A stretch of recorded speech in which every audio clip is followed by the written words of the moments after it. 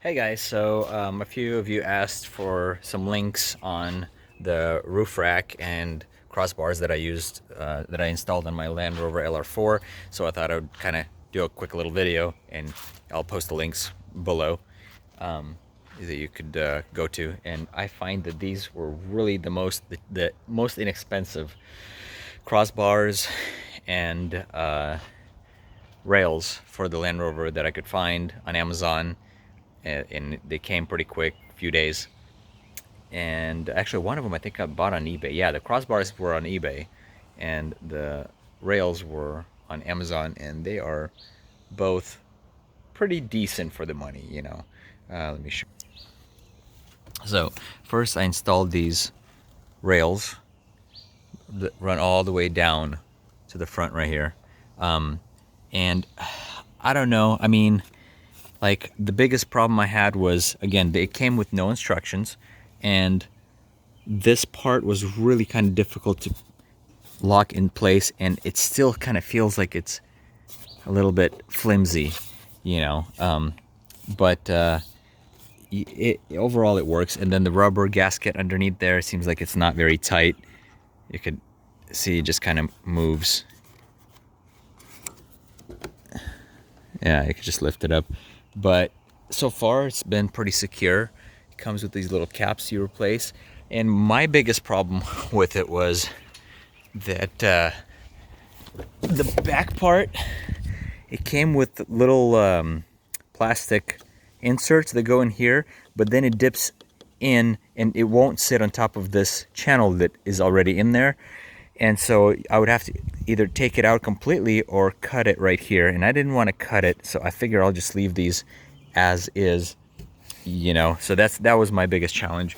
And if I remove that channel completely, then this would be exposed right here. And I didn't want to expose that. So that was kind of my biggest challenge. But otherwise, I mean, it looks good. I think the weight limit on it, though, is 165 pounds, which isn't a ton. So that's kind of a, you know, not as good, I think, as the original OEM ones that you can buy. But again, for most of the luggage and things like that, that's plenty. And then these guys I bought on Amazon, I mean on eBay, and they're pretty good. Again, the instructions were very slim. You kind of have to basically pull these tabs off. There is screw there. You undo the screw and you're able to move these in and out a little bit, so you can attach them. And what I had to do is basically line them up right here in this section. Each one, this one, go through here, push it back this way, and see, I put this back and it's kind of coming up a little bit, so you know. And then same thing with this side, put it in through here and then slide it over here.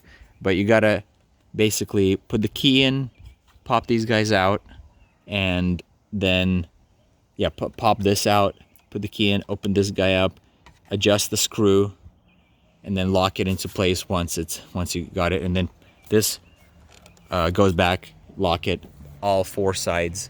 You got to do that too. Anyways, just a quick little video. Hope you guys enjoyed it. If you like my stuff, subscribe, and I'll post some more stuff. Oh, by the way, I just had to replace the alternator on this thing, and with 50,000 miles? Come on, Land Rover. Really? The alternator went out with 50,000 miles on this thing, and the shop wanted almost $1,000. I did end up getting an AutoZone alternator. Yep, for $380. And I put it in myself. It was about 2 hours of work.